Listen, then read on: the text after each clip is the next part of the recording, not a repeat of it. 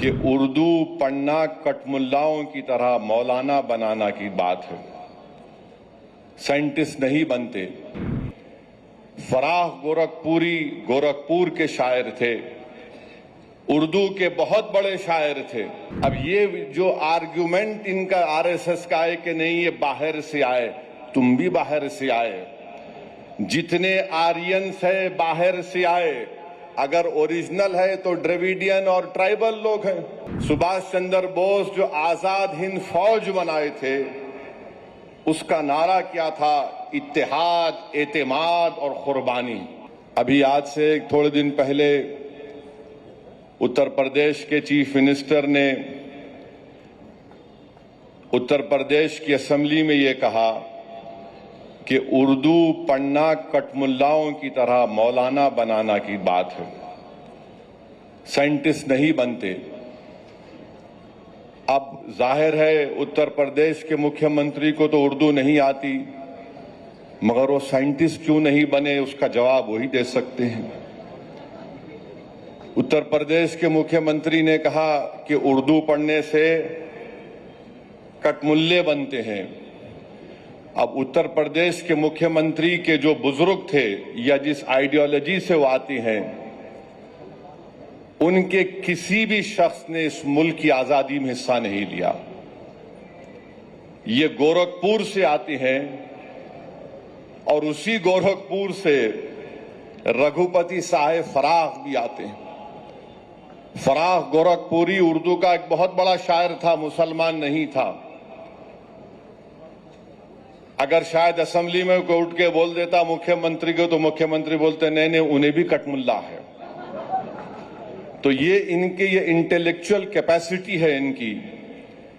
फराह गोरखपुरी गोरखपुर के शायर थे, उर्दू के बहुत बड़े शायर थे। अब मेरे अजीज दोस्तों और बुजुर्गों, जिसके जहन और दिल पर गहन लग चुका है, तो दुनिया की कोई रोशनी उसके सर पे नहीं पहुंच सकती। फराह गोरखपुरी का शेर क्या है सुनिए, ये बीजेपी आरएसएस वालों को बता रहा हूं, जो उर्दू बोलने वालों को कटमुल्ला कहते हैं।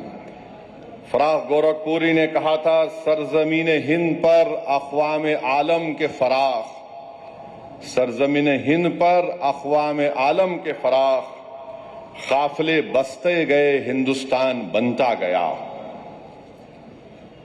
सरजमीन हिंद पर अक़वाम आलम यानी नेशंस आए इस देश में, बसते गए हिंदुस्तान बना। अब ये जो आर्ग्यूमेंट इनका आरएसएस का है कि नहीं ये बाहर से आए, तुम भी बाहर से आए। जितने आर्यंस है बाहर से आए, अगर ओरिजिनल है तो द्रविडियन और ट्राइबल लोग हैं। फराह गोरखपुरी ने सच्चाई को बयान कर दिया।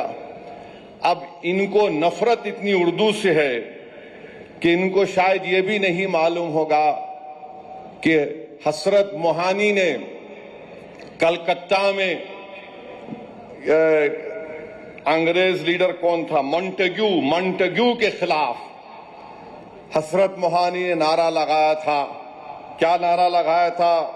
इनकलाब जिंदाबाद, इनकलाब जिंदाबाद। अब शायद इनको यह भी नहीं मालूम होगा कि सुभाष चंद्र बोस, नरेंद्र मोदी उनका स्टैचू लगाए दिल्ली में। अब नरेंद्र मोदी इनको छोड़ दिए, तुम जरा ये बोलते रहो।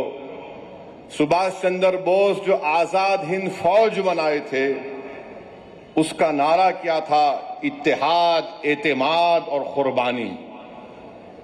इत्तेहाद, एतेमाद और कुर्बानी नारा था सुभाष चंद्र बोस का, नेताजी सुभाष चंद्र बोस का।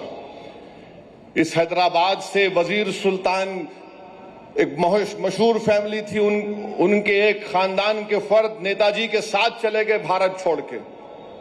इसी मुल्क में हैदराबाद के सफरानी साहब थे, नेताजी के साथ चले गए। ये नहीं मालूम शायद मुख्यमंत्री को, तो यहाँ हैदराबाद से हम मुख्यमंत्री को ज्ञान दे रहे। अगर आप ये वीडियो YouTube पर देख रहे हैं तो हमारे चैनल को सब्सक्राइब करें और बेल आइकन को दबाना ना भूलें। अगर आप Facebook पर ये वीडियो देख रहे हैं तो हमारे पेज को लाइक करें।